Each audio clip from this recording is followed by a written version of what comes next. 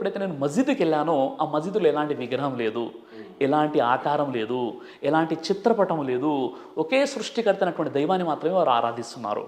అప్పుడు నేను అనుకున్నాను, నిజంగా చెప్పాలి అంటే వేదాల ప్రకారంగా, బైబిల్ ప్రకారంగా, ఖురాన్ ప్రకారంగా పుట్టించినటువంటి దైవాన్ని ఆరాధించేటటువంటి వ్యక్తులు ఎవరైనా ఉన్నారు అంటే ఈ మస్జిద్లో ఆరాధించేవారే. కాబట్టి నేను ఆ మస్జిద్తో కనెక్ట్ అయిపోయాను. కానీ నాకెవరు కూడా మెయిన్ ఏంటంటే ఇస్లాం సందేశం ఎవరు ఇవ్వలేదండి. నాకు ఎవరు నన్ను కన్వర్ట్ అవ్వండి అని చెప్పలేదు. ఇప్పుడు కూడా నేను కన్వర్ట్ అవ్వలేదు, నేను రివర్ట్ అయ్యాను. అంటే సనాతన ధర్మం, ఏ ధర్మం అయితే వేదాలలో బోధించడం జరిగిందో, ఏ ధర్మం అయితే బైబిల్లో బోధించడం జరిగిందో, ఏ ధర్మం అయితే ప్రవక్త ముహమ్మద్ సల్లల్లాహు అలైహి వసల్లం వారికి ఖురాన్ రూపంలో ఇవ్వడం జరిగిందో, ఆ ధర్మాన్ని నేను తెలుసుకున్నాను. అంటే నేను రివర్ట్ అయిన తర్వాత నేను కన్వర్ట్ అవ్వలేదు. మరో విషయం ఏంటంటే ముస్లిం చాలామంది ఫ్రెండ్స్ ఉన్నారు, కానీ ఏ ముస్లిం నాకు ఇస్లాం గురించి చెప్పలేదు, ఏ మస్జిద్ వాళ్ళు కూడా నాకు ఇస్లాం గురించి చెప్పలేదు, ఎవరు కూడా నన్ను కన్వర్ట్ అవ్వండి అని చెప్పలేదు. స్వచ్ఛందంగా నాలో వచ్చినటువంటి కొన్ని ప్రశ్నలకు జవాబుగా నేను ఇస్లాం ధర్మానికి ఆకర్షిత అవ్వడం జరిగిందనమాట. సో ప్రధానంగా చెప్పడానికి సాక్ష్యం ఏముంది అని అంటే, మీ దగ్గర వేదాలలో చెప్పినటువంటి దేవుడు ఒక్కడే ఉన్నాడని చెప్పాడు, బైబిల్లో కూడా అదే చెప్పారు, ఖురాన్లో అదే చెప్పారు. కాకపోతే అక్కడ విగ్రహారాధన జరుగుతుంది, ఇక్కడ ఫోటోలు సిలువలు ఉన్నాయి, ఇక్కడ దేవుడు అనేవాడు నాకు కనిపించలేదు మసీద్లో.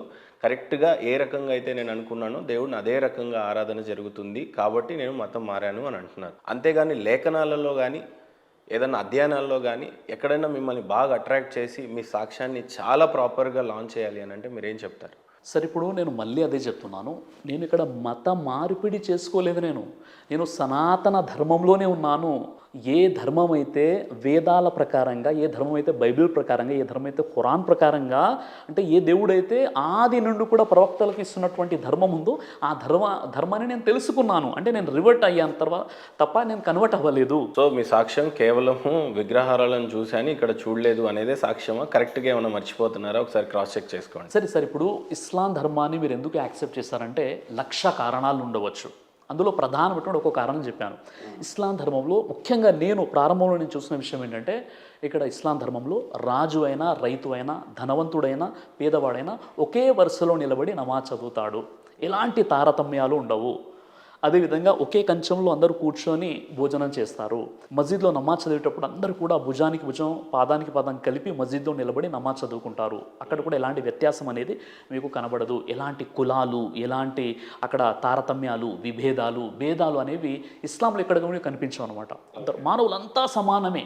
తర్వాత నమాజ్ చేసేటువంటి విధానం ఏదైతే ఉందో చాలా అద్భుతమైనటువంటి విధానం. మనల్ని పుట్టించినటువంటి దైవాన్ని రోజుకు 5 పూటల ఆరాధించేటటువంటి విధానం, ఇవన్నీ కూడా చాలా అద్భుతమైనటువంటి విధానాలు ఇక్కడ మనకు ఇస్లాం ధర్మంలో కనిపిస్తున్నాయి. శ్రీరామరాజు అని మీ ఒరిజినల్ పేరు, ఇప్పుడు సిరాజ్గా మారారు అని అనుకుందాం.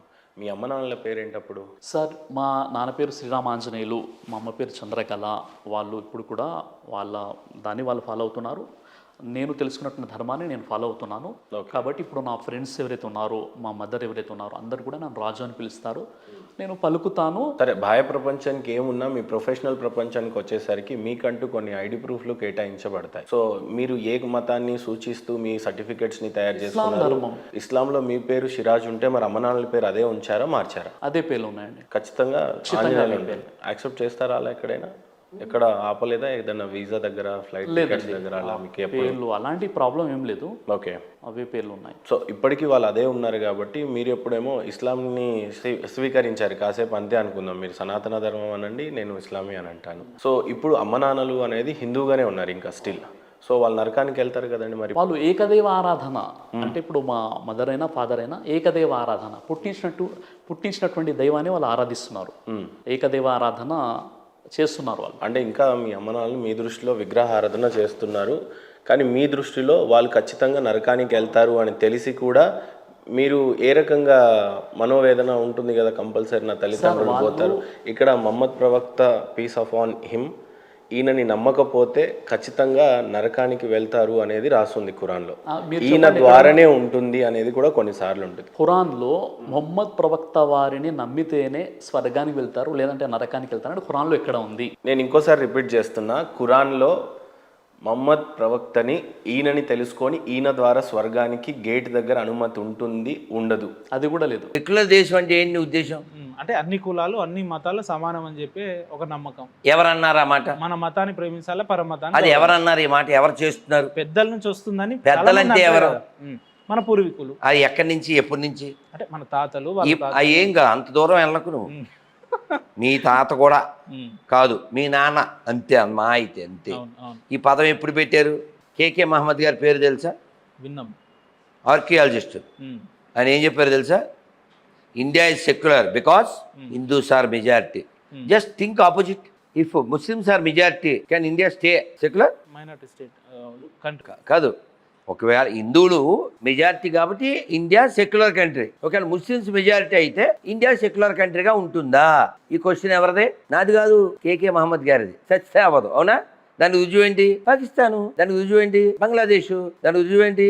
ఆఫ్ఘనిస్తాను. ఇప్పుడు చూడు, ఆఫ్ఘనిస్తాన్ పాపం, ఆ ఆడవాళ్ళు పాపం, వాళ్ళ బతుకులు ఎంత దుర్భరం అంటే స్కూల్కి వెళ్ళకూడదు, వాళ్ళకి నో విద్య, పైనుంచి కిందకి లావుగా గోనిపట్ట వేసుకునే ఉండాలి, కళ్ళ దగ్గర కూడా ఖాళీ లేదు, అసలు వాళ్ళ ముఖం ఎవరికీ తెలియకూడదు, ఇంట్లో కూడా గట్టిగా మాట్లాడకూడదు. ఆ ఏడుస్తూ ఆ వాయిస్ మాత్రమే ఆ వీడియోల్లో చెప్తున్నారు. మేము ఇక్కడ ఆడవాళ్ళమై పుట్టే కంటే ఆఫ్ఘనిస్తాన్లో జంతువులై పుట్టినా బాగుండేది అని ఏడుస్తున్నారు. కొంచెం అయినా స్వేచ్ఛ ఉండేది. ఏడుస్తున్నారు. వాళ్ళు అడుక్కోవచ్చు రోడ్డు మీద, కానీ స్కూల్కి వెళ్ళకూడదు. ఓ పిల్ల అడుగుతుంది, ఎవడి తాలిబాను, ఏమిటి రూల్స్ అని చెప్పి. కానీ వాళ్ళ బతుకులు, వాళ్ళ మస్తకం, వాళ్ళ పుస్తకాన్ని బట్టి వాళ్ళ జీవితాలు అలా కడతేరిపోతూ ఉంటాయి. కాబట్టి ఈ ప్రపంచం ప్రశాంతంగా సుఖంగా ఉండాలంటే సనాతన ధర్మం వర్ధిల్లాలి.